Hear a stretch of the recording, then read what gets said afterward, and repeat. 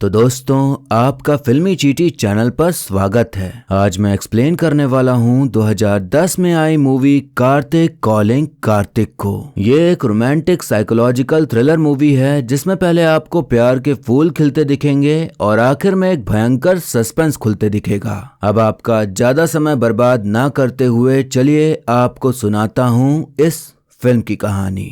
तो मूवी की शुरुआत में हम कार्तिक नाम के एक लड़के को देखते हैं जो कि एक कंस्ट्रक्शन कंपनी में काम करता है और अपने माँ बाप से दूर घर पर अकेला रहता है। कार्तिक का स्वभाव बहुत शर्मीला और नाजुक टाइप का है। मतलब कोई कुछ कह दे तो जवाब न दे पाना, कोई काम दे भले उसका हो या ना हो, ना किए बिना गधों की तरह कर डालना, खुद की बात न रख पाना, किसी बात को बोलने में हिचकिचाना। तो कुछ ऐसा है वो घर में ही नहीं अपनी जिंदगी में भी बहुत अकेला है। हालांकि उसे ऑफिस में काम करने वाली सोनाली नाम की लड़की पसंद है, पर उसका पहले से ही एक प्रेमी है आशीष, और कार्तिक की तो कभी हिम्मत भी नहीं हो पाती है उससे बात करने की। उसका बॉस दिन रात उससे गधा मजदूरी कराया करता है, कभी कभी तो घर ही नहीं जाने देता, सुबह से लेकर अगली सुबह तक काम कराता और ये भाई साहब कुछ ना कह पाते। कार्तिक का मकान मालिक किसी न किसी वजह से पैसे मांगता रहता है, कभी किचन का पाइप खराब, कभी लिफ्ट, तो कभी ये कभी वो, और ये भाई साहब बिना बोले चुपचाप पैसे दे दिया करते हैं। एक दिन तो हद ही हो गई।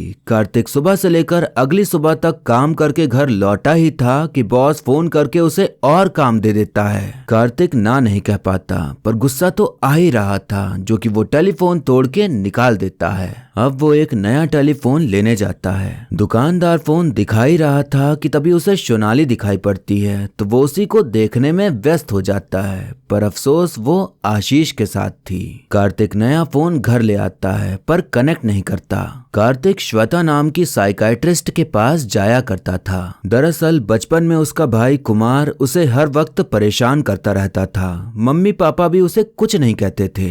एक दिन वो कार्तिक को लेकर एक कुएं के पास गया और उसे धक्का देने ही वाला था कि कार्तिक उसे धक्का देके जान बचा के भाग लेता है, पर कुमार कुएं में गिर जाता है और उसकी मौत हो जाती है। तो कार्तिक के मन में ये बात बैठ गई कि उसकी वजह से उसका भाई मारा गया और उसे उसके बुरे सपने भी आते रहते थे, इसलिए वो श्वेता के पास आया। श्वेता उसे समझाती है कि तुमने जो किया वो जानबूझ के नहीं किया था। उसे एक हादसे ने तुम्हें लोगों का सामना करने से जिंदगी भर के लिए डरा दिया है। तुम्हें लगता है कि तुम चुपचाप सब सह लोगे तो इसी में तुम्हारी भलाई है, लेकिन इसी का तो लोग फायदा उठाते हैं। किसी से भी डरने की जरूरत नहीं है, अपने लिए खड़ा होना सीखो, अपने अंदर कॉन्फिडेंस लाओ और जो बोलना है बोल दिया करो। श्वेता की बात मानते हुए अगले दिन कार्तिक बॉस के पास जाकर बोल देता है कि आपको उस दिन लगा कि मैं काम भूल गया, पर एक्चुअली आप भूल गए थे वो काम बताना। बॉस को ये बात ईगो पे लग जाती है कि मुझे कैसे गलत बोल दिया, तो वो पहले तो उसे सबके सामने जलील करता है और फिर उसे नौकरी से भी निकाल देता है। कार्तिक को सबसे ज्यादा बुरा इस बात का लगता है कि सोनाली भी उसे देख रही थी जलील होते हुए।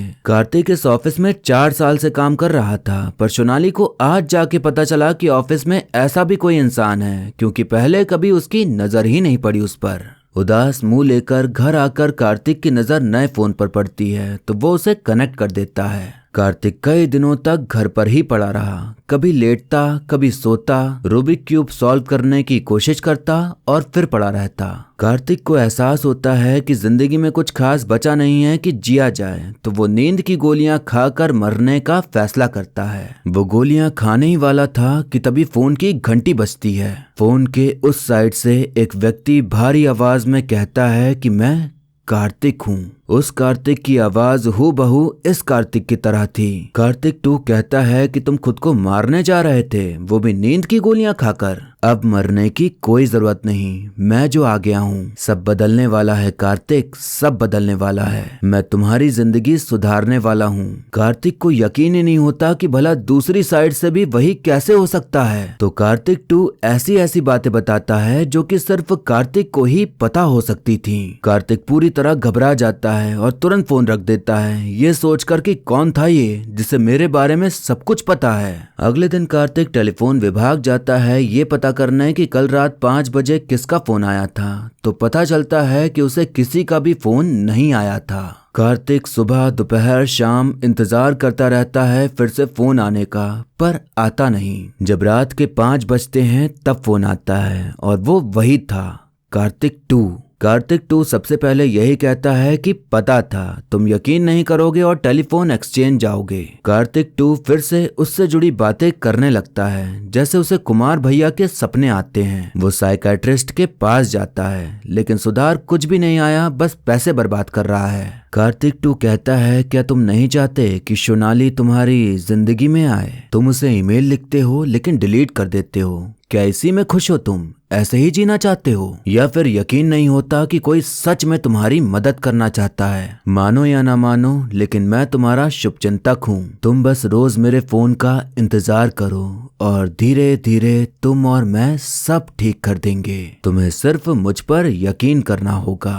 कार्तिक अपनी जिंदगी से तो हार चुका ही था, तो ये एक नया मौका मिल रहा था कि शायद उसकी बात मान के कुछ सही हो जाए, तो वो उस पर यकीन करने को राजी हो जाता है। अगली कॉल में कार्तिक 2 कहता है कि तुम्हारी सबसे बड़ी दिक्कत है कि तुम ना नहीं कह पाते। ना कहना सीखो, नहीं तो लोग हमेशा तुम्हारा फायदा उठाएंगे। अब अगली सुबह मकान मालिक फिर से फालतू में पैसे मांगने आ जाता है, तो कार्तिक उसे सीधा ना कहते हुए कहता है कि 5,000 आपको मुझे देने हैं। मेरी चाची प्रॉपर्टी टैक्स डिपार्टमेंट में है, तो गराज में चल रहे इलीगल ऑफिस को भी बंद करो वरना रेड डलवा दूंगा। मालिक की तुरंत टाएं टाएं फिस्ट हो जाती है और पैसे लेने के बजाय वो खुद पैसे ला कर देता है। कार्तिक को बड़ी खुशी मिलती है कि कार्तिक 2 की सलाह तो वाकई में काम आई। अब वो मॉल जाता है और बढ़िया बढ़िया स्टाइलिश कपड़े खरीदता है और चश्मे के बजाय लेंस का उपयोग करना शुरू कर देता है। कार्तिक 2 कहता है कि तुमने कुमार को धक्का नहीं दिया। तुम्हारे भागने के बाद वो तुम्हें रस्सी से बांधने का सोच रहा था, तभी उसका पैर फिसला और वो खुद कुएं में गिर गया।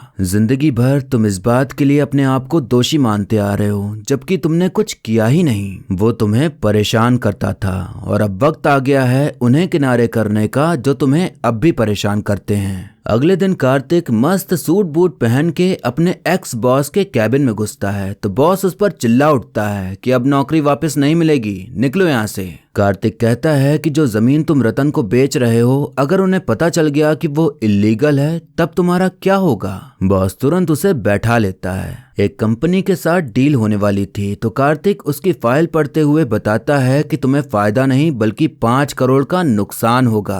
कार्तिक ऐसे ही व्यापार से जुड़ी खूब सारी बातें बताता है जो कि उसका एक्स बॉस भी नहीं जानता था। तो अब बॉस की मजबूरी हो जाती है उसे वापस से काम पे रखने की। कार्तिक ने यह दिखा दिया था कि वो कितने काम का आदमी है और अगर वो नहीं हुआ तो कुछ नहीं हो पाएगा, तो वो उसी सेम नौकरी पर नहीं बल्कि सीनियर पोस्ट की नौकरी पर रखने की डील कर लेता है। कहाँ कार्तिक गधा मजदूरी करते आ रहा था और अब कहाँ उसे खुद का अपना कैबिन मिल गया, और ये सब हो पा रहा था कार्तिक 2 की वजह से। अब बारी थी सोनाली को पाने की, तो कार्तिक 2 कहता है कि तुम उसके बॉयफ्रेंड से मिलो और कहो कि अब उसका अपनी बीवी के पास जाने का समय आ गया है। अगले दिन कार्तिक आशीष से मिलकर कहता है कि मुझे पता है कि तुम्हारी बीवी है और एक बच्चा भी है जिसके बारे में तुमने सोनाली को नहीं बताया है। तुम जाके बताओ, नहीं तो मैं जाकर बता दूंगा, क्योंकि मुझे थप्पड़ की आवाज बहुत पसंद है। आशीष सोनाली को चाहता था तो वो उसे सब सच बता देता है, पर सोनाली उसे 2-3 तमाचे मारते हुए उससे प्रेम संबंध तोड़ देती है।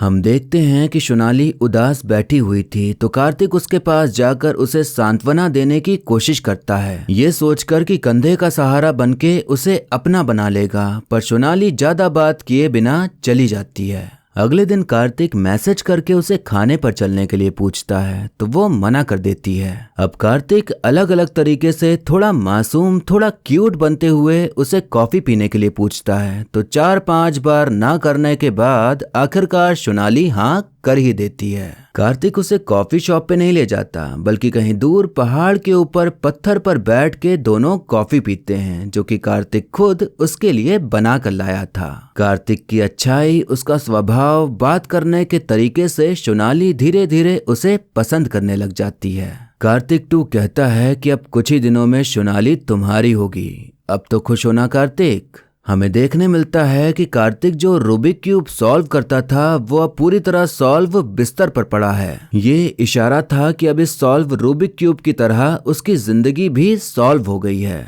अब एक दिन शॉपिंग करते समय दोनों को कार्तिक की कजिन सिस्टर मिल जाती है तो उनके बीच खूब बातें होती हैं। अब सोनाली और कार्तिक पूरी तरह से प्यार में डूबते हुए प्रेम संबंध में आ जाते हैं। कार्तिक 2 की वजह से कार्तिक की जिंदगी पटरी पर आ गई थी तो वो उसे शुक्रिया कहता है। कार्तिक 2 कहता है कि तुम्हें मुझसे वादा करना होगा कि तुम किसी को नहीं बताओगे कि मैं तुमसे बात करता हूँ। इस फोन कॉल के बारे में किसी से भी जिक्र नहीं करना वरना लोग मानेंगे नहीं और तुम्हें पागल समझेंगे। कार्तिक वादा करता है कि वो कभी कुछ नहीं बताएगा। अब कार्तिक और सोनाली के बीच और भी ज्यादा करीबियां आ जाती हैं और वक्त आता है वो सब होने का जो राइटर ने लिखा है। पर तभी सोनाली कहती है कि तुम भी शायद बस टाइम पास ही कर रहे होगे ना। कार्तिक सोनाली को यकीन दिलाने कि उसे सच में प्यार है वो उसे ऑफिस ले जाकर वो मेल्स दिखाता है जो वो उसे भेजने को लिखता तो था पर कभी भेजता नहीं था। 4 साल से वो मेल लिखता आ रहा था तो मतलब सोनाली उसे तब से पसंद थी जब से वो यहाँ काम करने आया। सोनाली एकदम भावुक हो जाती है और पूछती है कि तुमने ये मेल्स कभी भेजे क्यों नहीं। कार्तिक कुछ नहीं कहता बस उसकी आंखों में आंसू आ जाते हैं तो सोनाली उसे गले से लगा लेती है।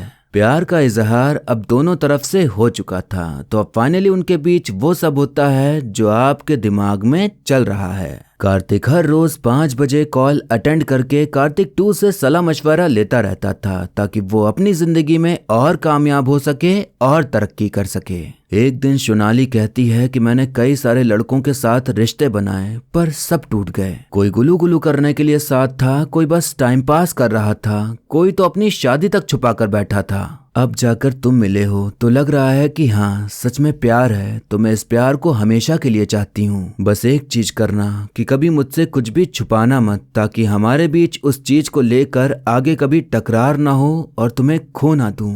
कार्तिक का एक राज था कार्तिक 2 से फोन पर बात करना। उसने मना किया था कि किसी को भी नहीं बताना पर कार्तिक सोचता है कि सोनाली को बता दूं, वो मुझ पर भरोसा करती है। वो जैसे ही बताने के लिए मुंह खोलता है तुरंत फोन की घंटी बजती है तो उसकी हवा टाइट हो जाती है कि उसे पता चल गया क्या। डर डर के वो फोन उठाने जाता है तो पता चलता है कि लोन वाले का फोन था। कार्तिक आखिरकार बता ही देता है कि उसे एक फोन आता है जिससे वो घंटों बातें करता है और फोन की दूसरी तरफ मैं ही होता हूँ। सोनाली को समझ ही नहीं आता कि ये क्या बोल रहा है, ऐसा कैसे हो सकता है। कार्तिक कहता है कि मैं इन कॉल से परेशान नहीं हूँ बल्कि इससे मुझे मदद मिली, मेरी जिंदगी बदल गई। सोनाली सोचती है कि शायद इसका दिमाग ढीला पड़ गया है तो वो यही कहती है कि तुम किसी डॉक्टर को दिखाओ। कार्तिक कहता है कि डॉक्टर के पास जाने की जरूरत नहीं है, ये बहुत नॉर्मल है, तुम चिंता मत करो। शादी के बाद मैं फोन हॉल में रख के धीरे से बात किया करूंगा और तुम आराम से सोना। सोनाली कहती है कि इस तरह की दिक्कत के साथ हमारी शादी नहीं हो सकती, या तो तुम डॉक्टर को दिखाओ या फिर इस रिश्ते को यहीं खत्म करते हैं क्योंकि मुझ में अब ताकत नहीं फिर से एक खराब रिश्ते को झेलने की।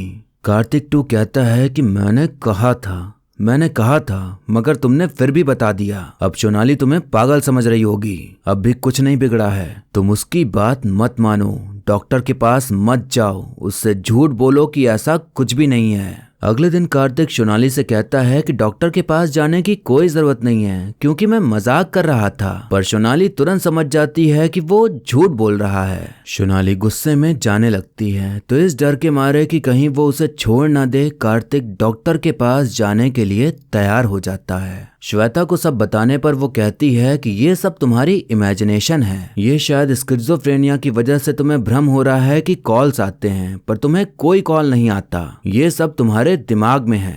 कार्तिक को पूरा यकीन था कि वो उसकी इमेजिनेशन नहीं है तो वो उनकी बात मानने से इनकार कर देता है। श्वेता सोचती है कि वो खुद उसके घर जाएगी और कॉल पर उस इंसान से बात करेगी जिससे कार्तिक बात करता है। ठीक 5 बजे फोन आता है और वो श्वेता से कहता है कि तुम मुझे 3 सालों से जानती हो, तुम्हें पता होना चाहिए कि मैं झूठ नहीं बोलता, मैंने कहा कि मैं हूँ तो बस हूँ। कार्तिक 2 श्वेता से भी ऐसी ऐसी बातें करता है जैसे वो कोई अनजान इंसान नहीं बल्कि खुद कार्तिक ही बात कर रहा हो। कार्तिक 2 कहता है कि मैंने वो कर दिखाया जो तुम और तुम्हारी ट्रीटमेंट बरसों तक नहीं कर सकी। You are failure. तुम्हें तो मुझे शुक्रिया कहना चाहिए, लेकिन तुम मुझसे कह रही हो कि मैं हूं ही नहीं। कार्तिक एक बच्चे की तरह है, उसे मेरी जरूरत है।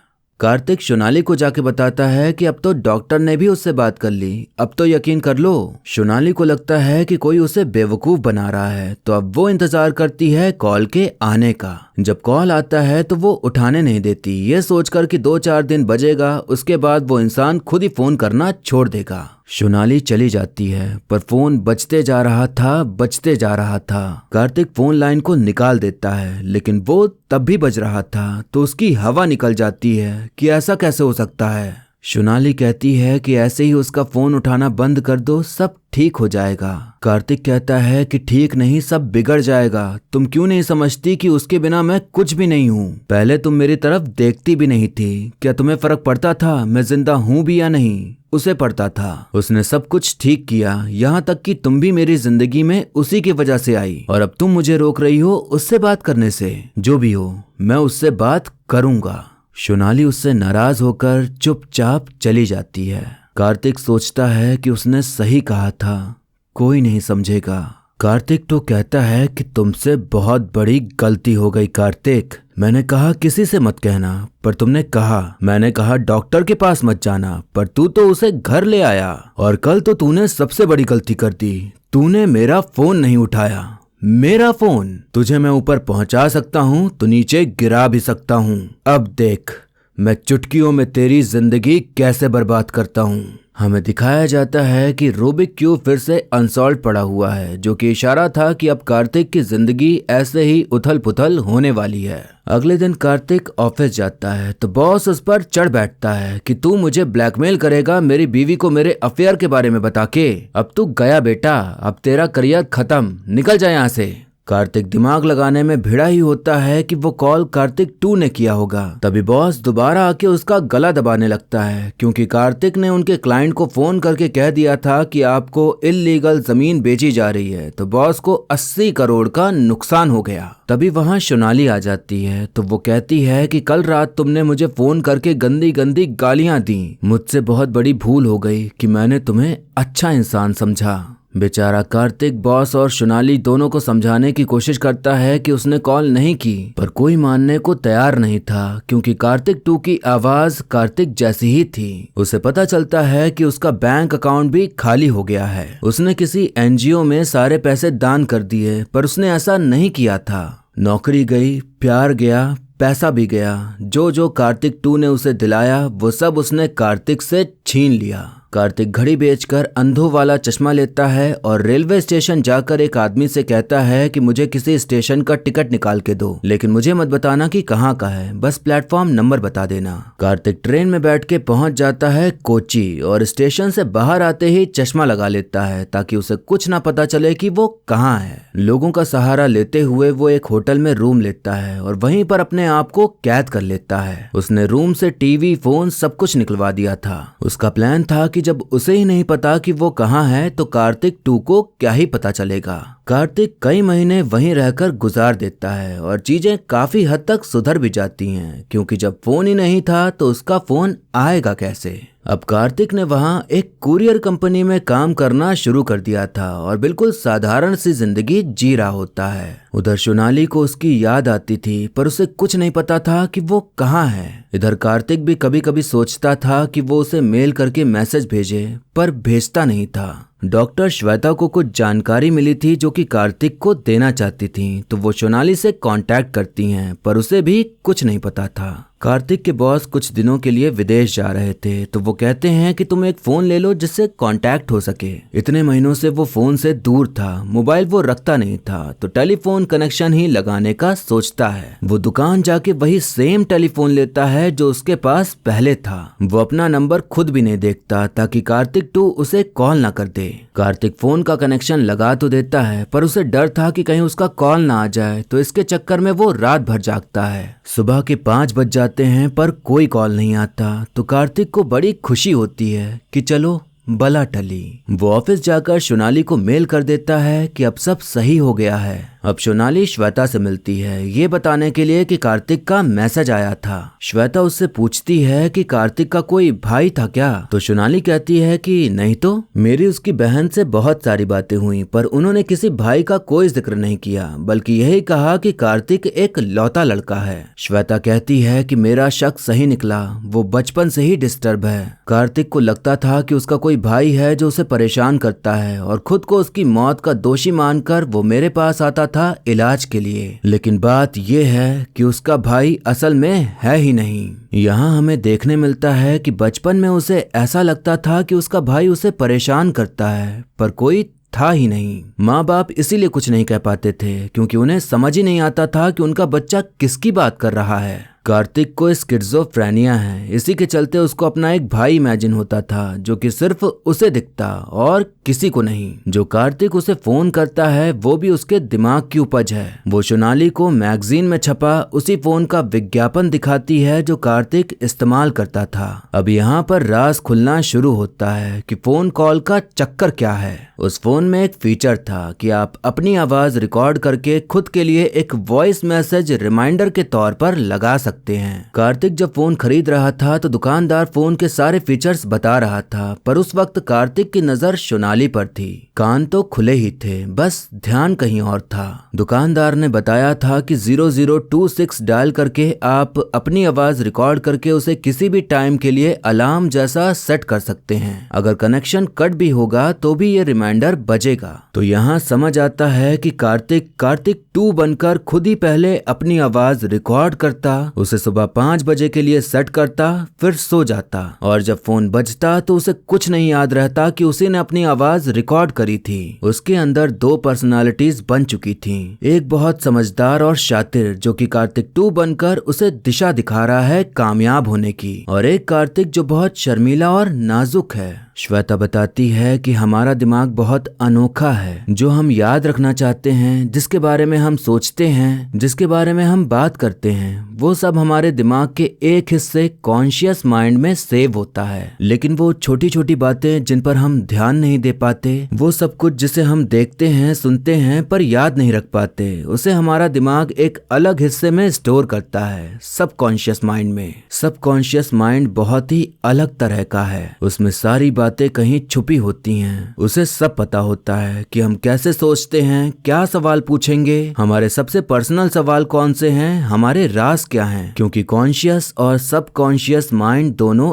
एक ही दिमाग में हैं। हमें यहाँ देखने मिलता है कि कार्तिक ने खुद अपने कानों से सुना था आशीष को अपनी बीवी से बात करते हुए, तो वो उसके दिमाग में रह गया। उसने बॉस को एक वर्कर के साथ चिपकते हुए भी देखा था, तो ये सारी बातें उसके दिमाग में स्टोर हो गईं, जो कि कार्तिक 2 बनकर उसने खुद को बताया। श्वेता कहती है कि एक दिमाग के अंदर कई तरह की पर्सनालिटी छुपी हो सकती हैं। जैसे कार्तिक के अंदर वो कार्तिक जो उसे फोन करता है, उसका ऑल्टर ईगो, जिससे शायद वो खुद अनजान है। शायद कार्तिक मल्टीपल मेंटल डिसऑर्डर्स से पीड़ित है। सोनाली को जिससे मेल आया था वो कुरियर कंपनी का था, तो उसके सहारे वो कार्तिक का पता लगाना शुरू कर देती है ताकि जल्द से जल्द उसके पास पहुंच सके, इससे पहले कि कुछ गड़बड़ हो जाए। अब हम देखते हैं कि रात में कार्तिक 2 बन के उठता है और फोन पर रिकॉर्ड करता है कि तुझे क्या लगा, मैं तुझे छोड़ दूंगा। तुम अब मनाओगे कि काश तुम मर चुके होते। तुम कोची में हो मुझे पता है और तुम अब मुझसे बच नहीं सकते।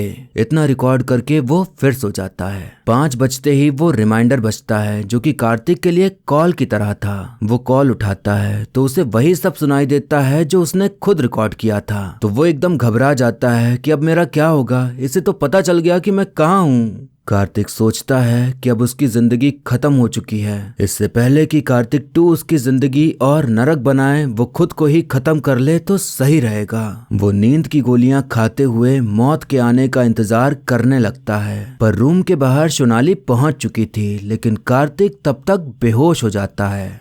अब हम देखते हैं कि कार्तिक मरा नहीं है बल्कि जिंदा है और सोनाली उसके साथ है, यानी कि सही समय पर आकर सोनाली ने उसकी जान बचा ली। अब कार्तिक का ट्रीटमेंट चल रहा है और अब वो इस बात से पूरी तरह वाकिफ है कि उसे क्या बीमारी है। उसे फोन से डर लगता था पर धीरे धीरे खुद में सुधार ला रहा है। सोनाली उसे गले से लगा लेती है, ये जताने के लिए कि घबराओ मत, मैं तुम्हारे साथ हूँ। आखिर में हमें सॉल्व रूबिक क्यूब दिखाया जाता है, जिसका मतलब कि अब कार्तिक की जिंदगी धीरे धीरे सुधरने लगी है। और फिर इसी कहानी के साथ ये मूवी यहीं पर खत्म हो जाती है। तो दोस्तों, मैं उम्मीद करता हूँ कि आप पूरी कहानी अच्छे से समझ गए होंगे कि कार्तिक को क्या था और क्यों उसे खुद के फोन्स आते थे। हमें कार्तिक के अंदर दो पर्सनालिटी दिखी, एक तो जो बहुत समझदार और शातिर है और एक बेहद नाजुक। अगर देखा जाए तो हर इंसान के अंदर ऐसे ही दो पर्सनालिटी होती हैं। हर कोई अपने लिए कार्तिक 2 होता है, पर जैसे ही आप लोगों के बीच आते हो तो फिर कार्तिक बन जाते हो। हम सबको पता है कि हमारे अंदर उतनी शक्ति है कि फुल कॉन्फिडेंस से बढ़िया जवाब देते हुए किसी से भी बात कर सकते हैं, पर जब करने जाते हैं तो हो नहीं पाता। हम जब अकेले होते हैं तो हमारे अंदर एक जोश भर जाता है कि ये कर देंगे वो कर देंगे। तब ऐसा फील होता है कि अगर ये वाली पर्सनालिटी एक बार सबके सामने आ जाए तो सब कदम चूमेंगे, पर वही है कि हो नहीं पाता। कार्तिक के दिमाग ने खेल खेला। उसने उसके अंदर बसे बुद्धिमान वाले कार्तिक की मासूम कार्तिक से बात करा दी। ये ठीक वैसा ही है जैसे हम अकेले रहकर खुद से बातें करते हैं, खुद से ही सवाल करते हैं और खुद को ही जवाब भी देते हैं। कार्तिक के केस में यह कुछ ज्यादा ही हो गया कि उस चीज ने एक बीमारी का रूप ले लिया। स्किज़ोफ्रेनिया उसे बचपन से ही था। मुझे बस एक बात समझ नहीं आई कि वो बड़ा भाई क्यों इमेजिन करता था और फिर उसने अपनी इमेजिनेशन को मारा क्यों।